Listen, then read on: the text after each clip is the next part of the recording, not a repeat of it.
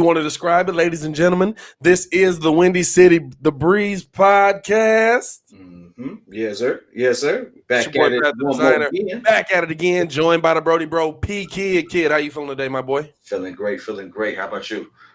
Man, Bulls got their first win. Bears got a huge game coming up, and the Cubs are on the downtrend. Things are looking up for me, but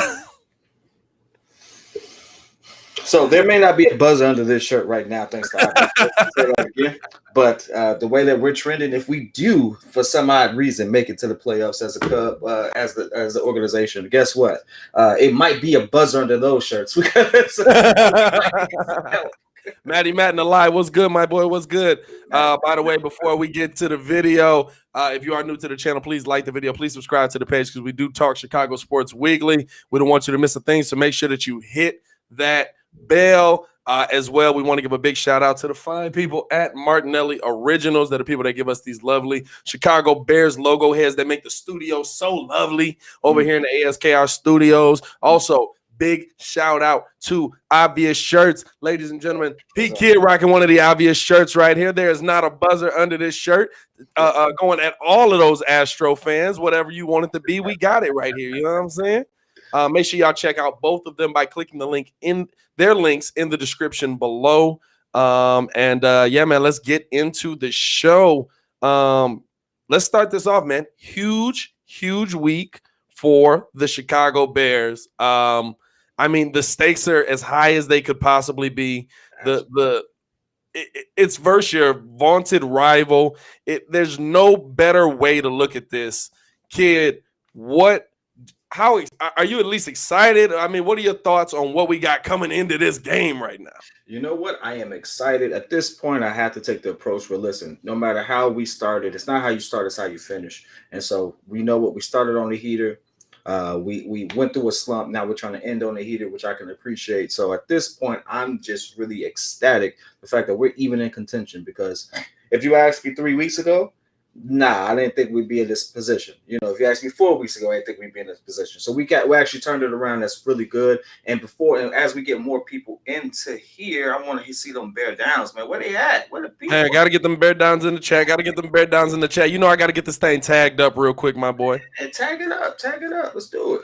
But let me ask you this, though. Is the optimism based on where we are now? You know what I'm saying? Like, at this point, you have no other option but to be excited, because if you lose, you're out of the playoffs. Everything is in shambles. You're probably looking to fire everybody. I know that me and you especially are. And then you're basically trying to start over from where you began. So at this point, is the excitement you trying to push the team in the direction you want to go almost? You know what I mean? Like, is it to a point where it's like, this has to work? It's week 17. It's versus your rivals. It's a make or break season. This has to work. You know what? Yeah, no, but I will say this. There are so many storylines that come out of this one game. Like, you have to really look at it. This game could define Mitchell Trubisky's career. Right now, that's big to say. It's like, hey, he's playing for play. It's not the Super Bowl and things like that. But guess what? If he comes out and he shows up big against our rivals, let's say he outduels Aaron Rodgers. I mean, listen, it's a hypothetical, it's a hope and a prayer. But let's just say he does. Right. Let's just say we put together a solid game and we look at the dominant team that we were earlier this season. Man, this could be that game that says, you know, that puts us on the map officially. I think Brandon Marshall said it best. It takes just one game. For sure. One game. And that's all we really need, is for them to have one solid game to build that confidence. And I honestly feel like we can take that momentum and steamroll into whoever play next. I'm hoping it's the Saints. If we beat them, I'm hoping it's the Saints. I feel like we match up well against them. I think that we'll fare well against them. And I can see us actually making a deep playoff run, bouncing back. I could see it. If we get this win, I can see it. And how we get the win. Right. I can see that. This is the defining moment for Matt Nagy. You got to think about it. If they win this game and they make a deep playoff run, guess what?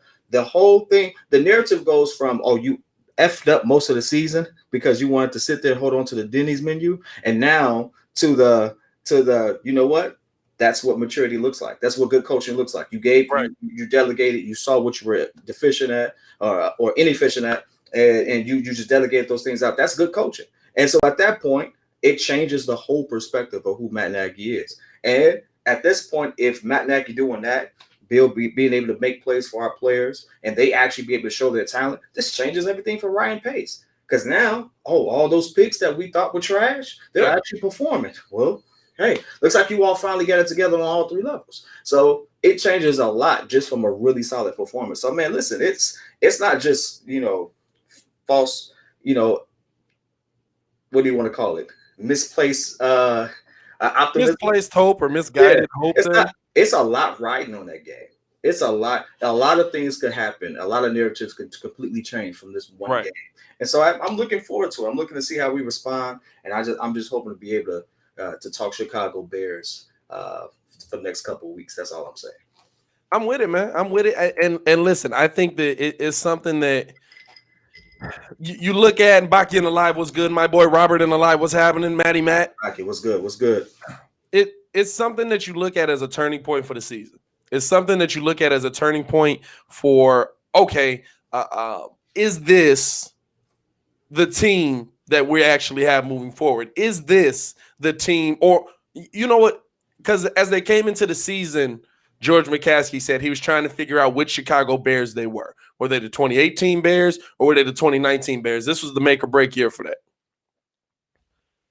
I think we've seen that throughout most of this season, they resembled more of the 2019 Bears. Mm-hmm. And so that's why it's so big that if you can get this win versus your rival, versus your most hated rival, if you're able to come away with this win, that then changes the narrative of everybody in the room. Yeah, absolutely. And it not only goes down to Matt Nagy, it goes down to Bill Lazor called the first game plan that beat the Packers. It goes down to Brett Murphy in the live was good, my boy. Bear Don. It goes down to Matt Nagy finally got his team all clicking on at the same time. Chuck Pagano called a defense that held the Packers. Depending on what happens in the game, there's a lot of narratives, like you said, that could be made here. And I think that the most important one is that through everything you've been through, and the one thing that, listen, if they get this done, it's the one thing that we can say about Matt Nagy's teams as a whole. When adversity comes, they don't lay down and die. Yeah. They come back. And so if you get through this, if you complete this, oh my goodness. All right, let's have a conversation. Absolutely. Let's have a conversation. But again, this is still, to me, you still got to do more to stick around. You still have to do more. But looking at this game, let's just zero in on this game. Let's zero in on this Bears-Packers game. What do you think is the most important thing this Chicago Bears team has to do coming in to this game to really get in a position to where they're winning? Oh, man, I got a couple of things. Listen, I'm going to break it down to three things. All right, you ready for me? Go ahead. Listen, for everybody in the chat, thank you for joining. Listen, we got three things that we need to do to get this win. First, we need no turnovers. Listen, I'm talking about Mitchell Trubisky. I need Mitchell Trubisky and turnovers. I need turnovers to be as absent from his game as my father was from my first basketball game. Wow. Ooh, that was hard. That was hard. Listen, we know. Wow. Listen, I need him to actually just go ahead and string together a really solid game. And I don't need him to get cute. I don't need him trying to outdo Rodgers. I need him to put together a solid game. What I'm mentioning is, the last one we had, we all know that one really odd throw that he had. Like, what the heck was that? I need him to have that absent completely from this game. Two, I need us to stick and stay committed to the run. Yes, I know that Green Bay did a great job against Derrick Henry in the snow, but guess what? They are still not a top 10 rushing defense. So I need us to stay consistent with that, because the moment we got our running game going and we started changing that identity, then guess what? Our offense started clicking on both ends, because now we had a balanced threat for our opponents. So I need us to stick to that. And last but not least, I need I need Matt Nagy to stay away from the Denny's menu. That means I need him to not get cute, like I mentioned last time. Don't try to jump in and call some plays. I don't need no jet sweeps or whatever the heck that was. I need him to go ahead and just let Bill do his thing. Let our guys rally behind that, and then I think we have all the tangibles to come out with a win. Oh, last but not least, I need Kyler Murray not to play either. I heard that he will play, but I hope that he decides not to for some odd reason. I hope that that's hard to say that you wish somebody's injured. But man, listen, we need them to lose. So I need two things. I need us to put up a good game, and I need some help on the other end. Who they play? The Eagles? Yeah, they're going in last week against the Eagles. Or no, it's against the Rams. My bad, against the Rams. They play the Rams. And the biggest thing is that I believe Jared Goff is not playing. I believe I'm pretty sure that they confirmed that he had a broken thumb, so he's going to be out for the game. So we thought we were getting a little battle of the backups, but Kyler Murray going to play is the latest reports that we've heard, and so that makes it tough. That means you have to win your game. You know what I'm saying? And listen, it's a game that you can't get. I don't think the Bears will get complacent in, but it's a game that you have to come out with the ultimate firepower, because it's not like the Packers aren't playing for anything either. Yeah. The Packers want that. The Packers want that bye. Aaron Rodgers is an older quarterback. You want to get him as much rest as you can before he goes into a playoff run. You want to get Devontae Adams, who's arguably one of the best, if not some people will say the best, although I'm still wondering if DeAndre Hopkins died. Wide receiver in the league. JJ Nation and Alive was good. But I just believe that you have to give your best effort, not only offensively, but also defensively. And I think that's going to be the most important thing. Because if you don't give your best effort defensively, you're going to be looking at a team that is going to pick you apart. Honestly. You got Aaron Rodgers back there. You know what he can do. Absolutely.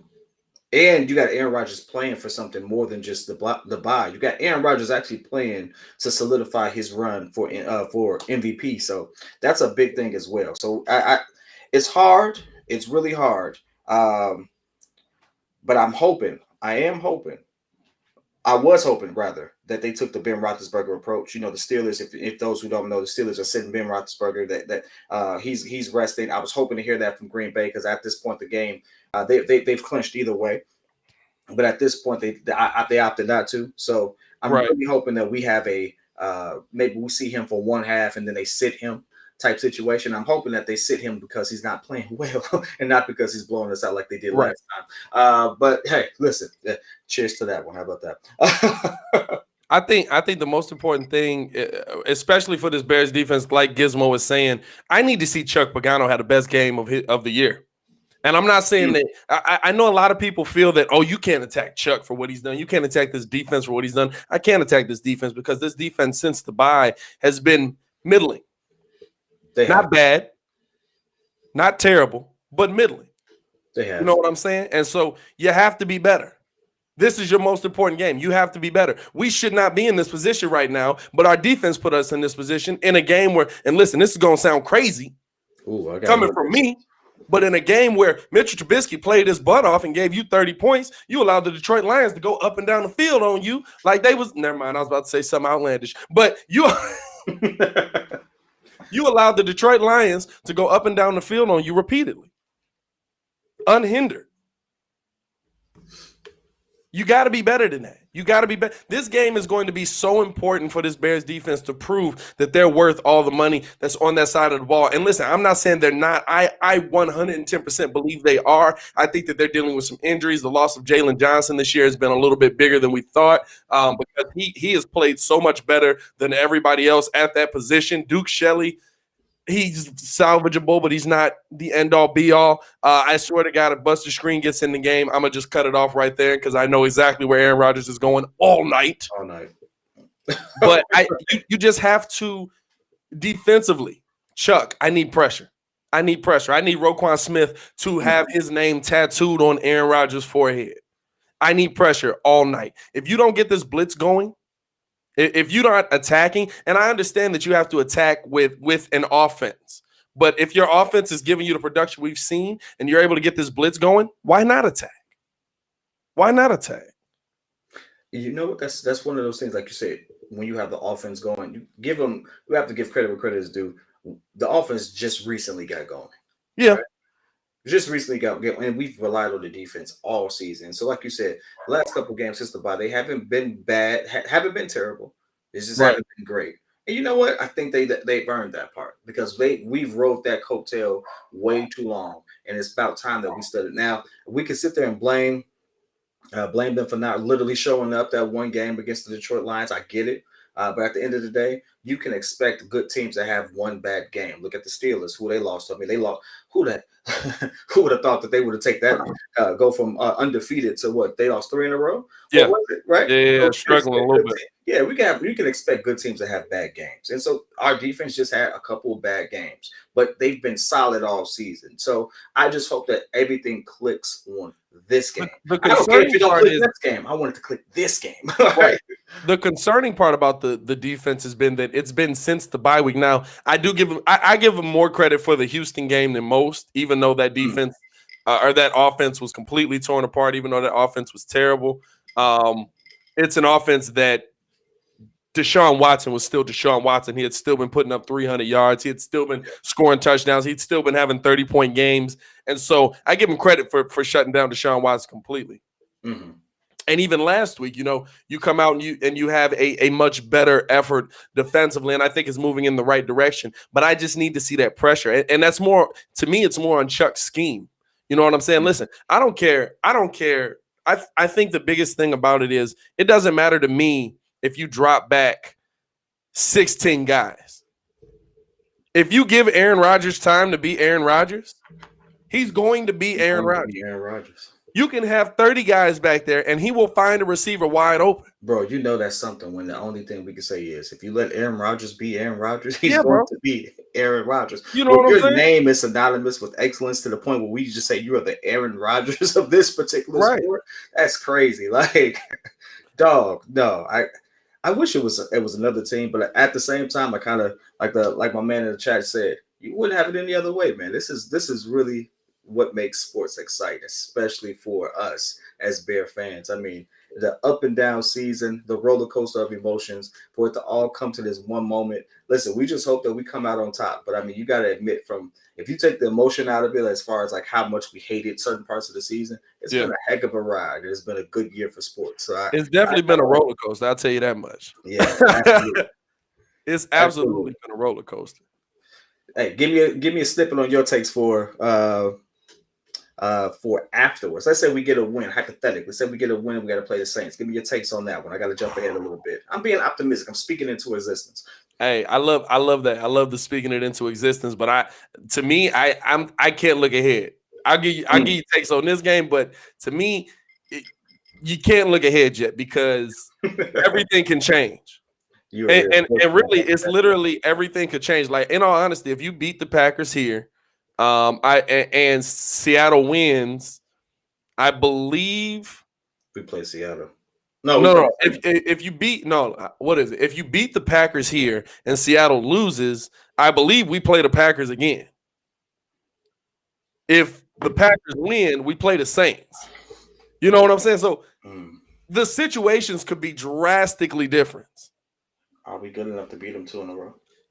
Yeah, no. That's the real question, and that's really what I'm saying. Like, it's everything could drastically be different. We could be talking about excitement this week, and I think there will be excitement this week. I think that I honestly think that the Bears have a shot at winning this game. I think that if this offense, and that's really what it's predicated on, if this offense can play the way that it's been playing, then this offense this Bears team absolutely has a shot at winning this game, because even with the Bears defense being worse than it has been throughout the entire season, I think there's some tiredness there. I think that there's some fatigue there. I think that there's some injury there. I don't think Khalil Mack's been healthy all season, but he just plays through it. I think Robert Quinn was signed unhealthy, and he's just been struggling the entire time. We know Akeem Hicks had the calf injury as well, and so there's injury there. Jalen Johnson possibly. I haven't heard if he's coming back yet or not, I believe he's still. I'll check and see if he practiced today, actually. But it to me as of today, he still hasn't practiced. He hasn't practiced today. Okay, so the biggest thing now is,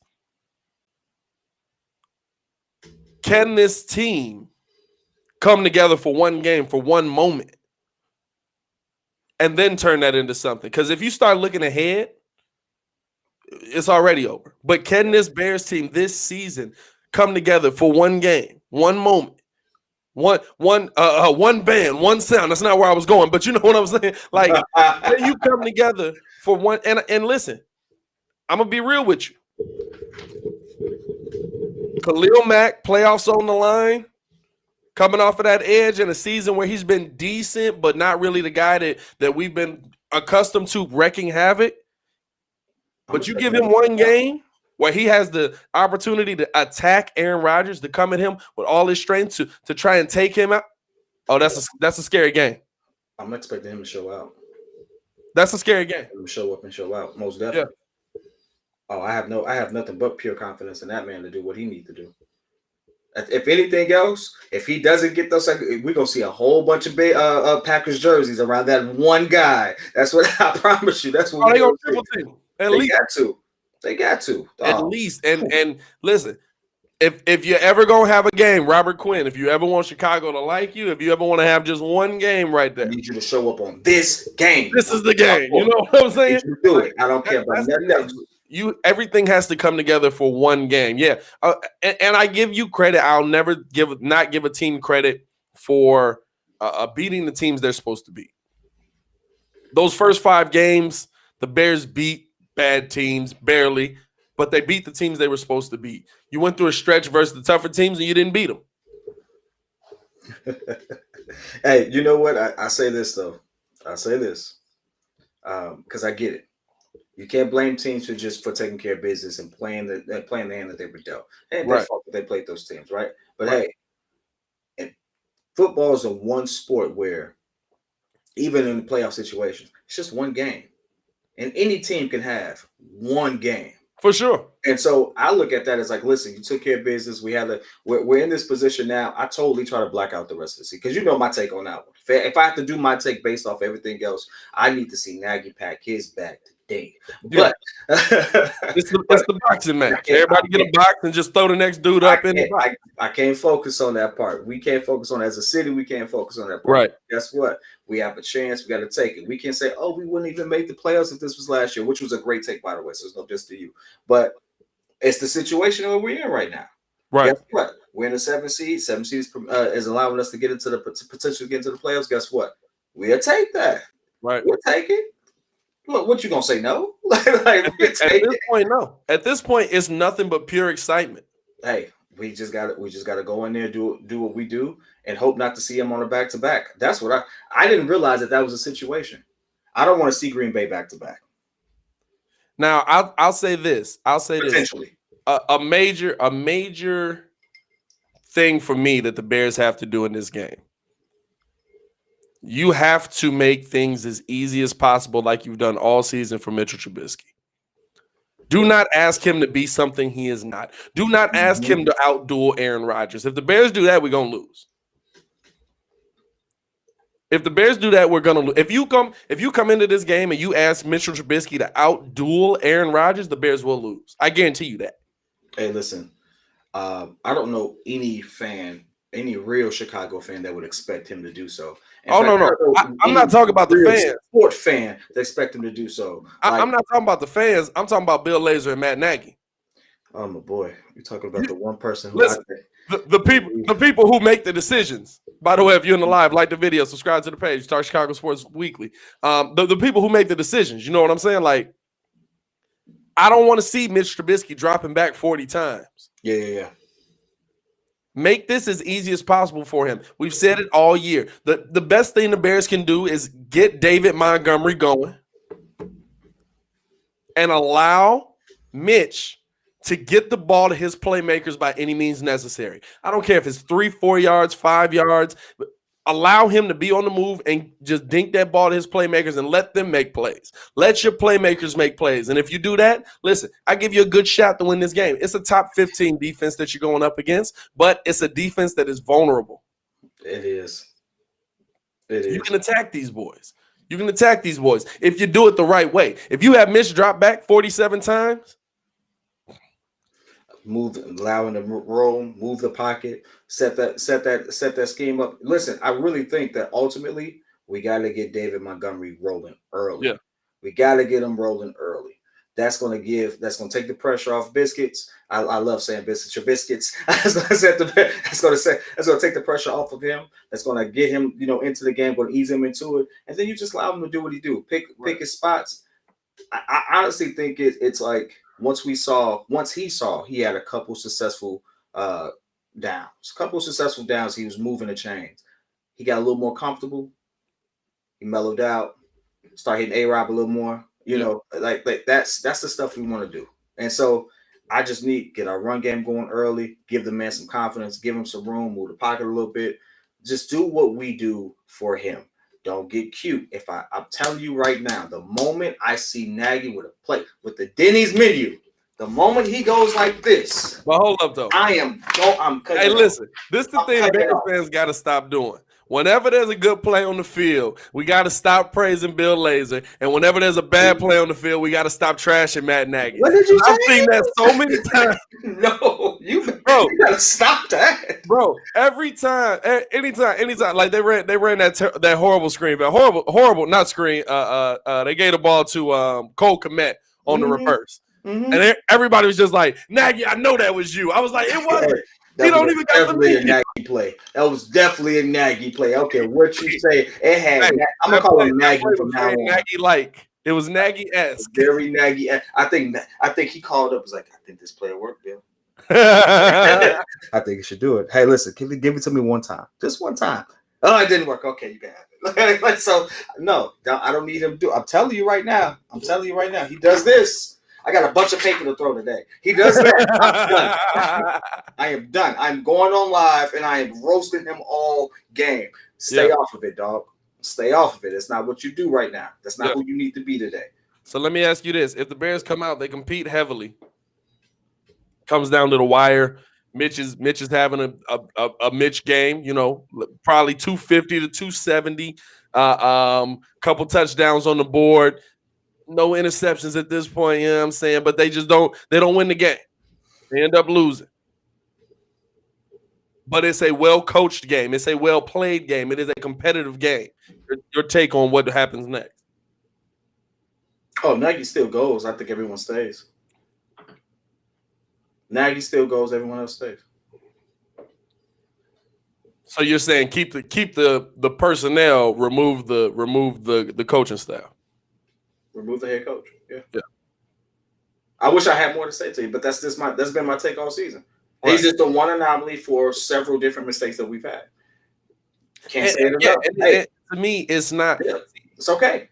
I think a lot of people would look at it as, oh, well, this had potential to be something. This had potential to take that next step. And I'm one of those people that I'm willing to give you a chance if it looks like you're doing it. But like I said, kind of in the how far do the Bears have to go for these guys to keep their jobs?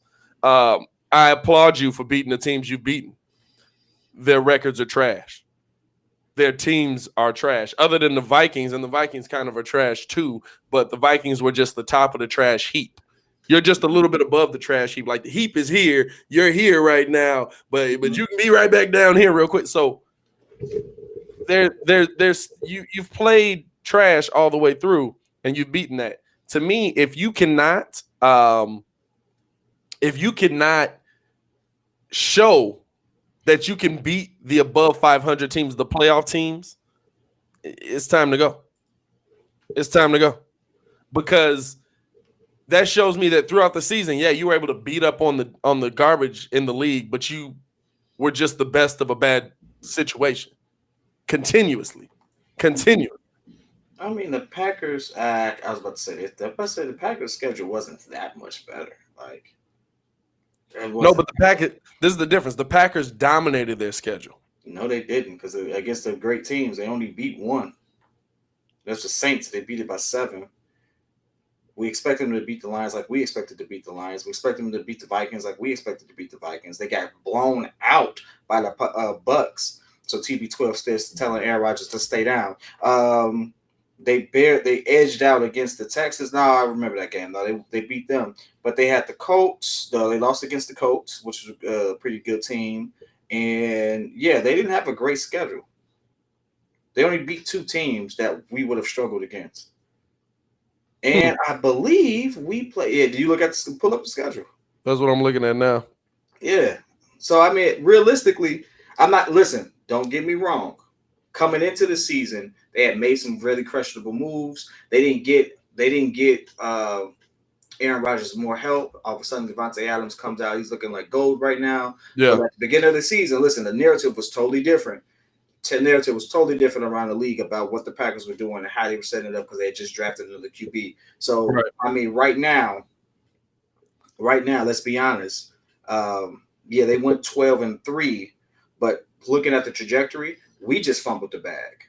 Yeah. Realistically, we lost a lot of games that we should have won, and we really should have a record that kind of shows maybe 10-5, 10-5, something like that. We really should be in that realm, but things kind of collapsed in the midst. That's our problem. I mean, yeah. I mean, listen, if you get the if you walk it down, if you win that Lions game, that's the game for me. If you win that Lions game, that's the game that changes the narrative. Mm-hmm. That's the game because right now you're 8-7. No, what would you be right now? Right now you would be 9-7 with a chance to go 10-7. Okay, you're second place in the division.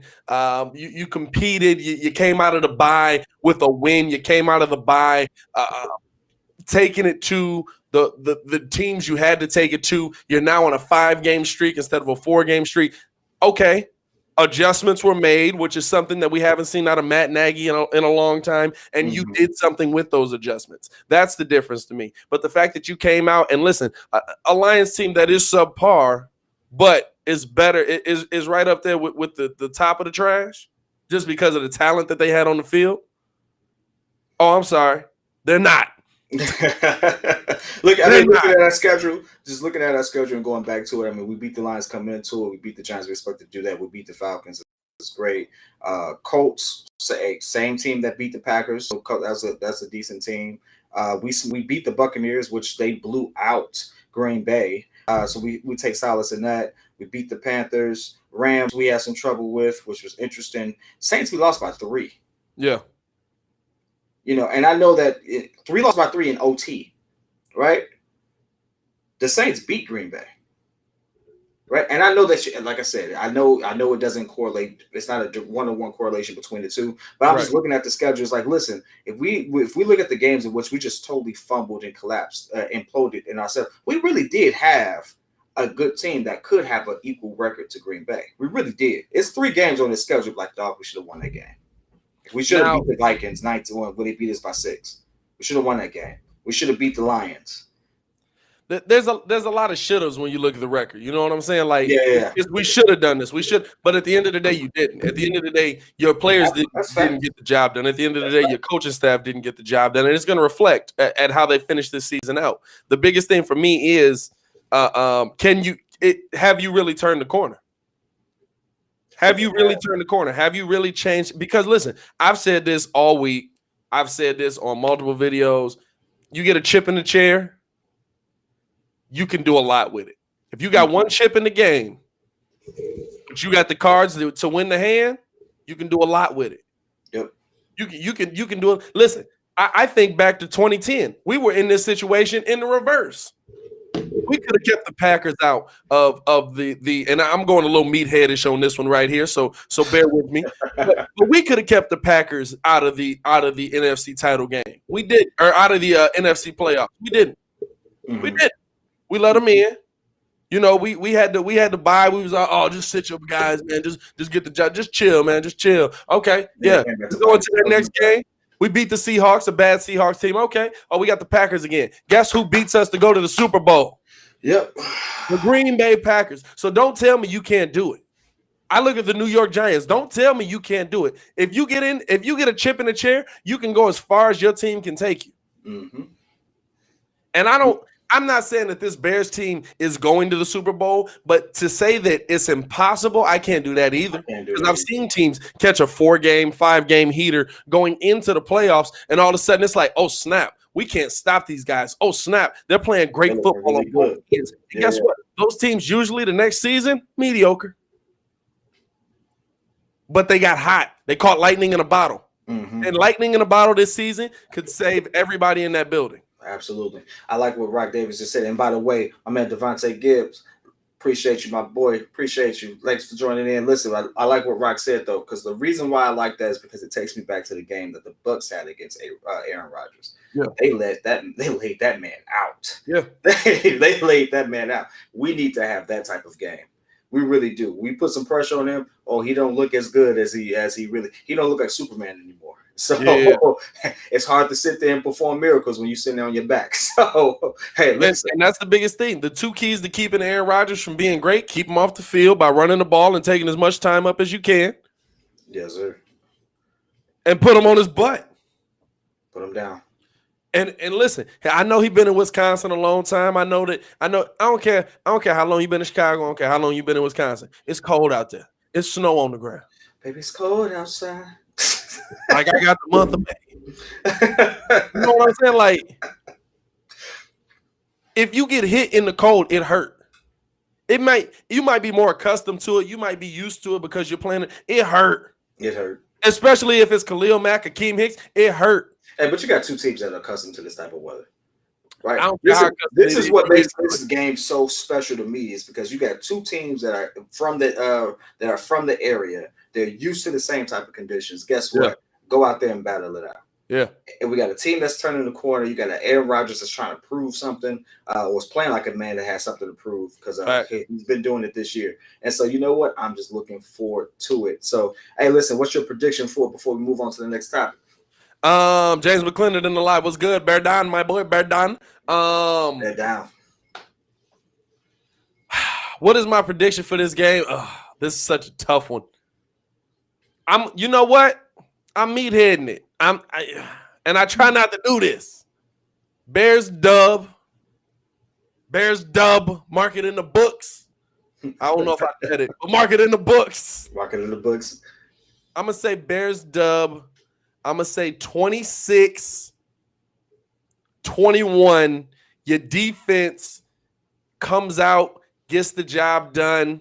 But I think that a late Trubisky turnover somehow makes this game closer than we think and scares the crap out of us like it has all season long. But I think we're looking at a game where and listen, I hate when I do this because it always goes the other way. But I think we're looking at a game here where you've got Khalil Mack, you've got Akeem Hicks, I don't know if Jalen Johnson is going to play yet or not. Like you said, he didn't practice. But you've got everybody with one game. What my man say? He said one band, one sound, bear down. You know what I'm saying? I love what I'm saying? Hey, one team, one sound, bear down. That's what I'm talking about. Hey. One game. If you can give me one game, I'm going to be real with you. Going into this playoffs, do I think that they're a Super Bowl contender? Probably not. But I think teams will be scared to play them. I think the New Orleans Saints will be scared to play them. Especially with a non-mobile Drew Brees. And he don't got Michael Thomas because, here's a side note. Personally, I think Michael Thomas is still mad about the comments Drew Brees made at the beginning of the season. And he just like, hey, man, let's see how good you is without your best weapon. Oh, wow, bro. I just say Drew Brees was trying to protect his ribs. He getting that ball out quick. That's all that is. He ain't trying to get hit. He's definitely getting that ball out quick. Hey. And honestly, that'll this is last season. Hey, salute to the man. I think this is last season. There's no way in the world he's gonna put his body through that. He has nothing to prove. I think we got a couple quarterbacks in this league who are gonna stay till it's too late. I don't think Drew Brees is we're gonna look at him one year and we're gonna be like, ooh.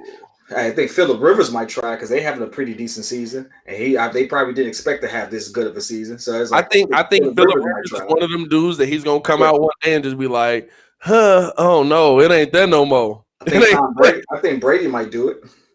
I think Brady. I don't know because I think Brady is probably the best protected out of all of them, and he doesn't allow himself to take a lot of. He doesn't allow himself to. Not this season.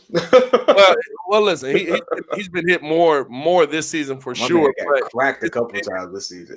but he's not gonna just. I think with Brady, we'll see a season where he comes out and it's like, I'm gonna get rid of this ball very quickly. We're gonna dink and dive our way down the field, which we haven't seen from Tom a lot in his career.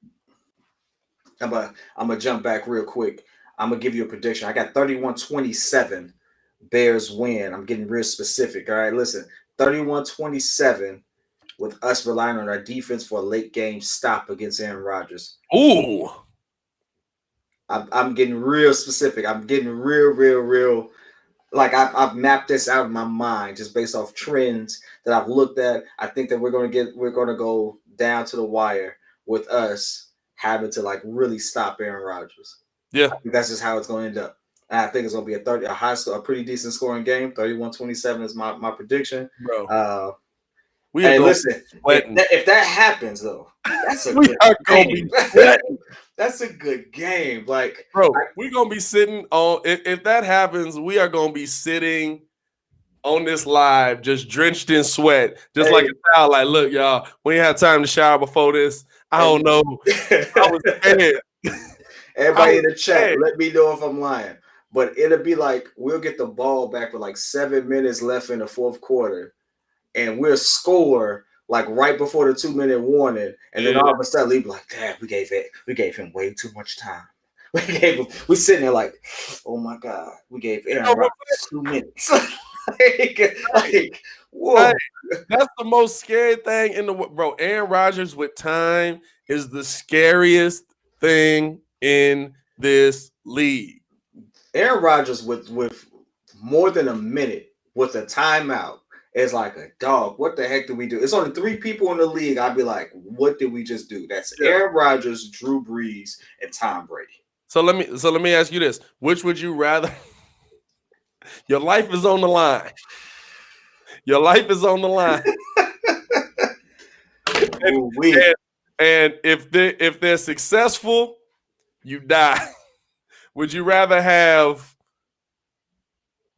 Aaron Rodgers with 2 minutes on the clock driving down the field from the 1 yard line? He got to get to the other end zone. Or would you rather have DK Metcalf chasing Tyreek Hill? Or not Tyreek Hill, Buda Baker trying to run that man down? Because I still think that's the best play of the year. That's the play of the year. Anyway, I don't know. Hey, listen. So wait. Run it back to me. Would I rather have Aaron Rodgers? If Aaron Rodgers scores a touchdown with 2 minutes on the clock, he's starting from this one, got to get to the other end zones, got to score a touchdown. You die.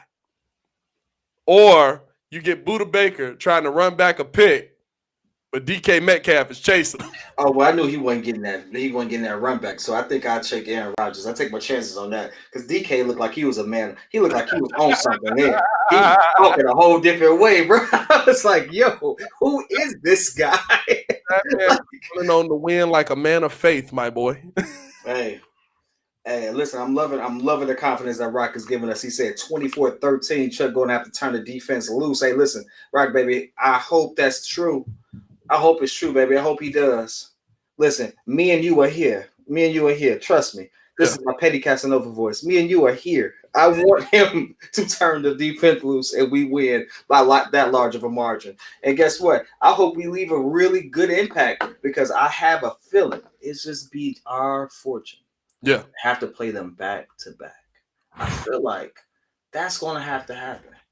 I think we're going to have to beat them twice. I don't think Seattle will lose. Seattle, I'm going to be real with you. Seattle has been Seattle as of late. At first, I was looking at Seattle's defense, and I was like, man, I ain't worried about Seattle defense. Them boys done figured it out. Them boys done figured it out. So I'm like, ooh, like, I tell you what, that's a good way to transition into this because this is another team that make you make that face. It makes you wonder what the heck are we doing? Oh boy, Can I you know where you're going with talk this. to me about the freaking Chicago Cubs, Hey, dog? Listen, hey, listen. oh my God, I'm gonna just say this, it's a fire sale, baby. That's what it is. It's a fire sale. but it's not, and that's the problem. So let's get into this. So let's talk about kind of what went down. The Cubs decided to trade you Darvish and Victor Caratini, which Caratini I don't think anybody was worried about, but you Darvish for sure. And they're shopping Wilson. Shopping with Contreras right now, and they're shopping with Contreras. So they're trying to get these draft picks back, or not draft picks. They're trying to get these prospects back. They're trying to build up their farm system again, which is a good thing to do. Listen, if you're gonna make that decision, it's a good thing to do. Okay, let's go with it. Here's your problem. What's the problem?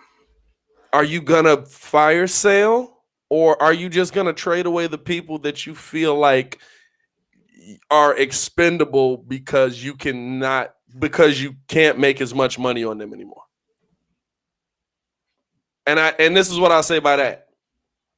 I haven't heard Javi Baez's name come up. You bet not. I haven't heard Anthony Rizzo's name come up. Why would you trade the two most important people on the team? Because if you're making these moves right now, your pitching staff is not deep enough for you to make these for you to make a run. You traded away your best ace. You traded away the number one guy on your team who finally started to turn it around. You traded away. You're looking to trade away the catcher who helps make Javi Baez so great. Listen, somebody's got to get them balls on those great tags. And Wilson Contreras is the other side of that. I'm not saying that Wilcon is the end all be all at that position, but I like Wilcon. I think that he can do something for you on this team. And they're kind of leaning toward the fact that, okay, we got this. I believe they got a rookie catcher. I don't even know my man's name yet, but they got that rookie catcher that is they want him to replace Wilson in the future. You know what I'm saying? Which is fine. Let's get our prospects. Let's get our picks. Okay, but you're not doing it all the way. A half rebuild is what the White Sox did for the last 15 years. White Sox will always half rebuild. It's a retool. It's a retool. Sorry, I didn't mean to laugh so hard. Hey, listen, it is what it is. It's a retool. And when you retool your team, you're trying to retool something that has been very successful and has maybe lost a little bit. And for those who are confused in the chat, yes, we talk. We talk all Chicago sports. Right now, we're talking about some major news within Chicago sports, that being the moves that Chicago Cubs are making. I tell you what, right now, I loved to have James in the chat, cheering and everything like that. I love James to death, but I resent you for that whole statement saying "Go Sox." Guess what? You can kick two cans and keep it moving. Guess what? Got to put James up on the line, man. Hey, shout out to James. You can keep two cans and get moving. This is Cubs Nation, baby. Listen, we bleed Cubby Blue over here. I don't know about you, but we bleed Cub. No, you didn't. You don't even live on the South Side. What are you talking about? What is this? I don't know what he's talking about. I don't know what he's talking about with Cubby Blue. You put that hat down. Listen, I will have to say this. Listen, as a realistic fan, the Sox have the better team right now.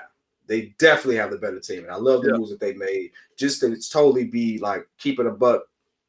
They're making a push and they're going to make some noise. But I will say this.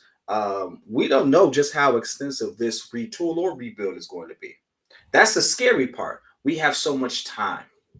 And there have been so many rumors. We saw rumors of, like, realistically, everyone wants Chris Bryant out of there. And for good reasons, right? Yu Darvish was our ace, and he did turn the corner. But guess what? He did give us some moments where it was like, okay, he has some mediocre things. He's known for mission starts and stuff like that. So guess what? Health, like you always say, the best ability is availability. Yeah. And when we can't rely on that, guess what? It's time to move on. And so I see that being a combination of both. Now, the moment I see my man Javi Baez, which I think is the best shortstop in baseball right now, guess what? I will literally sit there and watch Javi Baez tag people out all day long. Oh, yeah, I've never done that a day in my life. Listen, hey, gotcha. What you thought that? Listen, I definitely would. Listen, I personally, if they put him on the block, I am taking all my Cubs gear which is all Javi Baez gear, by the way. Don't worry about it. I'm taking all my Cubs gear and I'm burning because guess what? We are now officially in full rebirth. You're that guy. I'm that guy. I will burn a jersey. I will burn a jersey on live. No, I'm not gonna burn. Actually, no, I'm not gonna burn my Javi Baez jersey. That's a championship jersey. I'm not gonna do that. All right. Exactly. I'm not gonna do that. So, hey, shut up. All right, but this is my thing.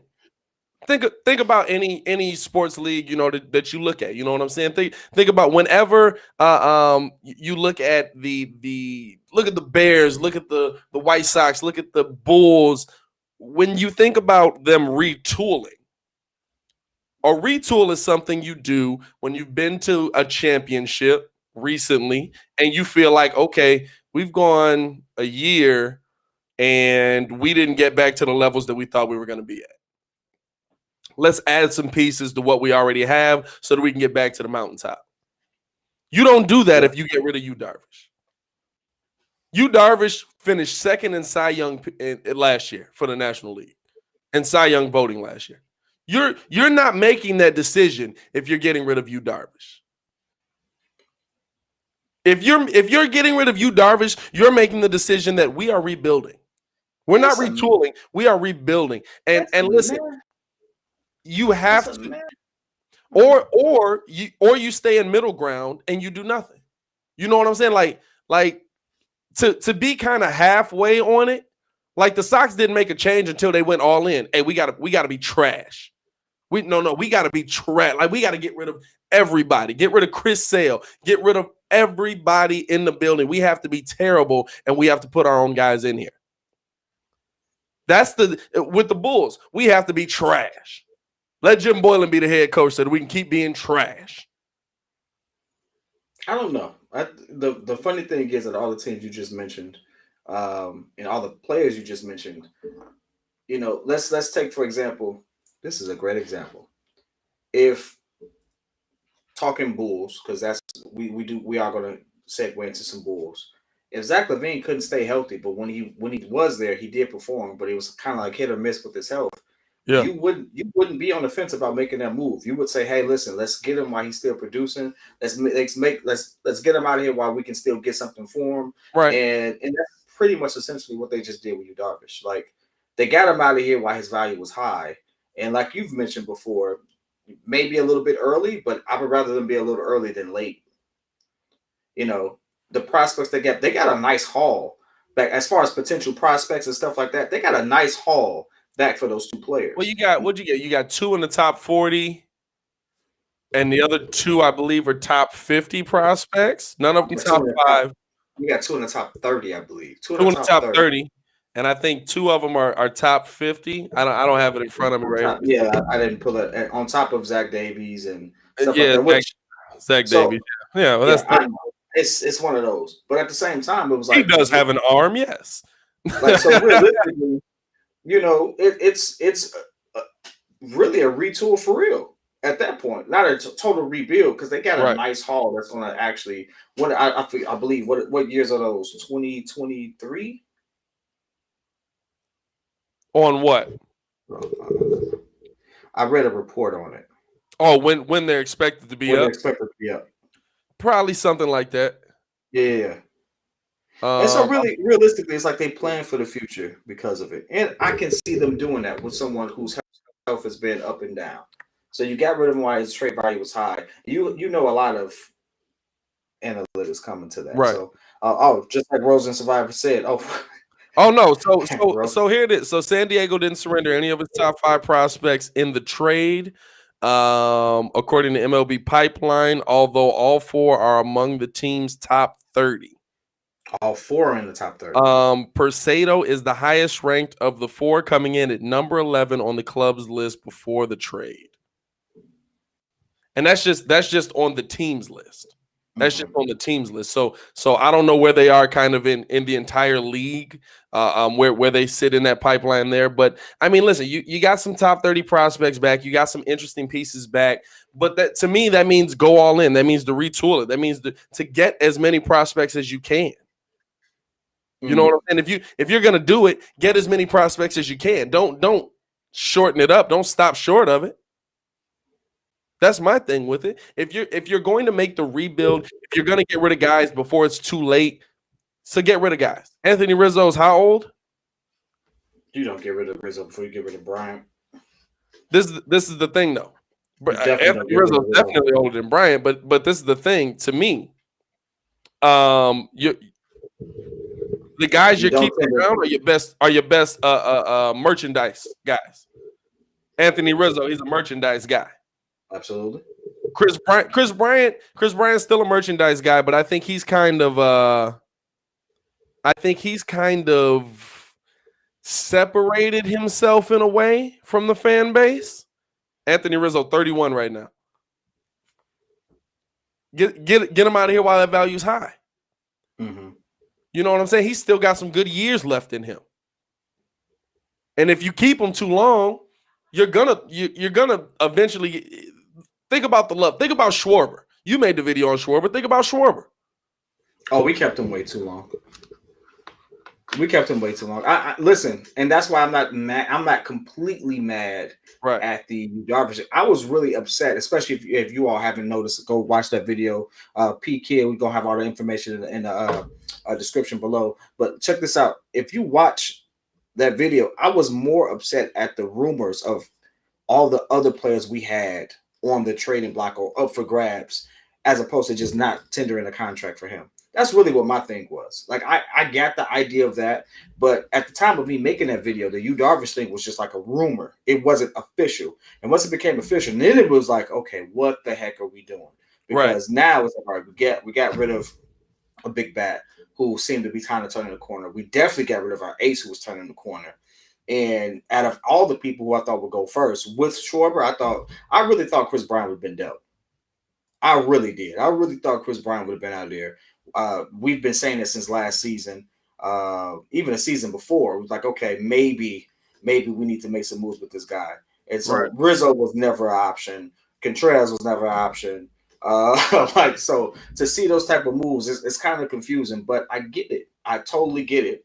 And I respect the fact that they didn't want to make the same mistake with Yu Darvish as they did with the Cal Schwarber, although the storyline is a little different. Yeah. But you get the idea behind it, right? So the injuries and everything like that, let's get these prospects in while his value is high. Because if we held on to him too long, or maybe we didn't tender him a contract, just like we did with Cal Schwarber, we get absolutely nothing back for that type of player. So I get where they're going with that a little bit, just a little bit. Just a little bit. I will say it seems like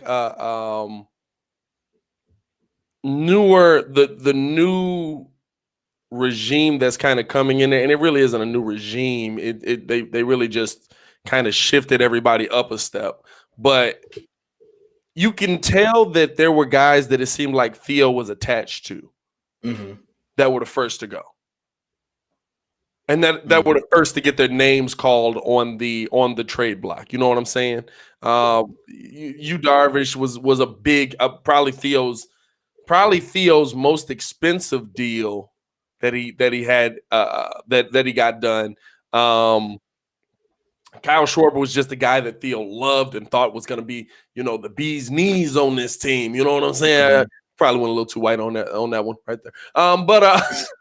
And then Wilson Contreras, another Theo guy who he's probably thinking, okay, him and Javi pair so well together, we got to keep that dynamic together. Those were the first names to go. Mm-hmm. You know what I'm saying? And so there might be a little bit of that. Okay, I'm not attached to these guys. I don't think these guys are going to be on the Cubs when the future is here. Let's get what we can for them now. And I do respect them for cutting bait with a guy if you don't believe he's going to be there on a winning team. But to me, you're still in that middle ground. Like, did you get enough prospects back that it's going to change your team? Do you still have enough on this team right now that you can compete for a World Series? Mm-hmm. I don't think they do. I don't think they have enough on this team right now to compete for a World Series. I don't think they have enough on this team right now to compete. I mean, maybe I think you still got enough to compete for the playoffs, but I don't know if you got enough to compete to go deep into the playoffs. I think you got enough to compete for a first round in the playoffs right now. And I understand that everybody's saying, well, you're going to trade Bryant too. Yeah, but everybody knows he doesn't want to be here and you don't want him. That's the biggest difference. If you're going to trade Chris Bryant, if you're going to get rid of Chris Bryant, and it's like any player, I'm gonna put you out there, I'm gonna give you away. All right, we don't want you here no more. All right, well, we know that you don't want him, so we just gonna wait till y'all have beef, and then I'm gonna send you over a half dead dog and a bullet to put it down with, and yeah, that's what you're gonna get. That's what you're gonna get, and so I think that's the biggest thing. You have to make decisions on these guys when the time is right. They should have made the decision on Chris Bryant last season. Instead, you're fighting them in arbitration. You have to make the decision on these guys when the time is right, because if you don't, then you fall behind. Absolutely. And now you're trying to make quick decisions. Now it's too late.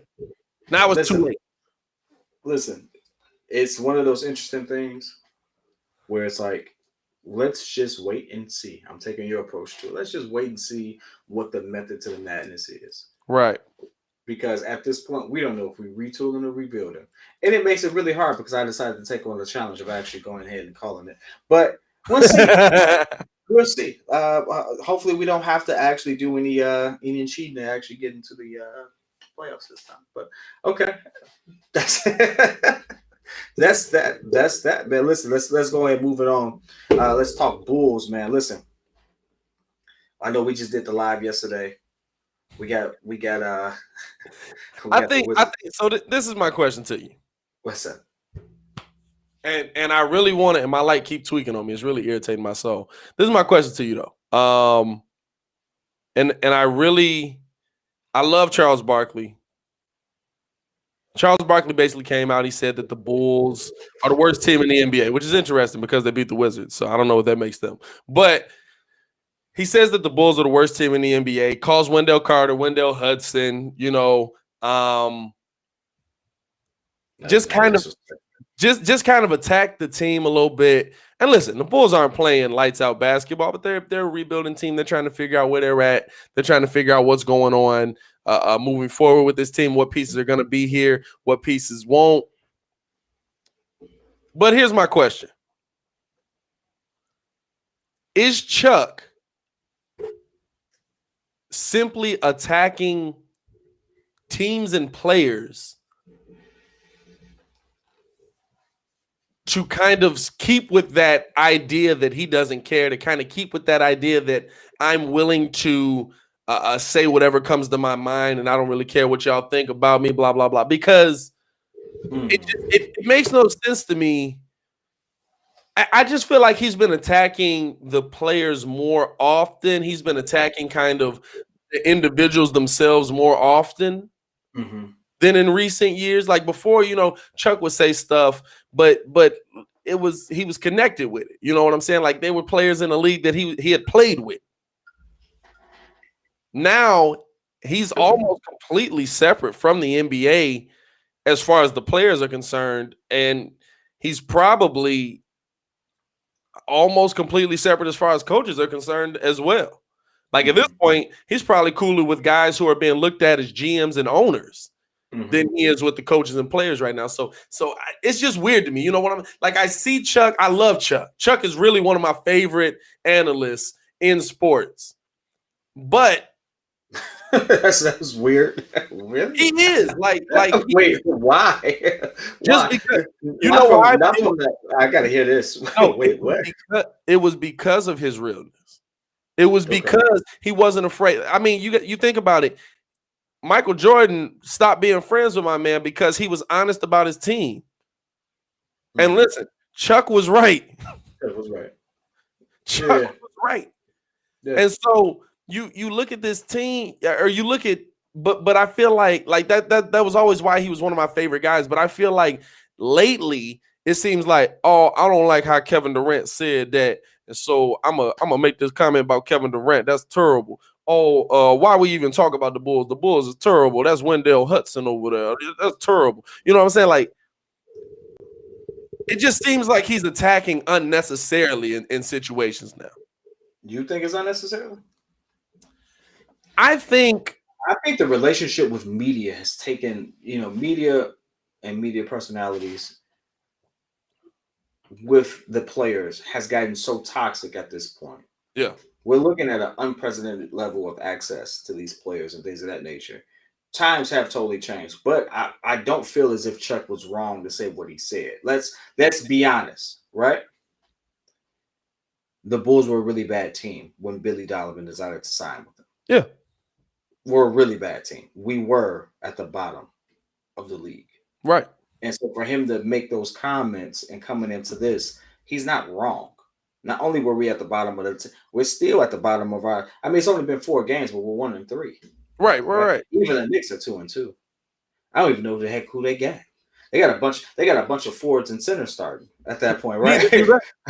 Right. And so he wasn't wrong by saying it. If you want to talk about his realness, it's a real statement. We have to be real with what we put out last year, what we look like as an organization. The organization as a whole looked like trash, and he called it out.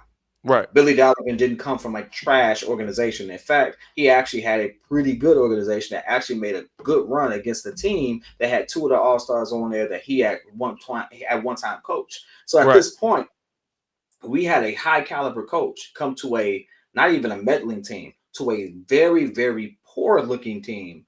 And you know, it's raw, it's uncut, it's unfiltered, but I think that's what we like about Chuck. He was just real about it. The Bulls weren't a great looking team. Now, maybe Billy Donovan takes that challenge and say, hey, listen, I think they have enough for me to get them over the hump. And he does that.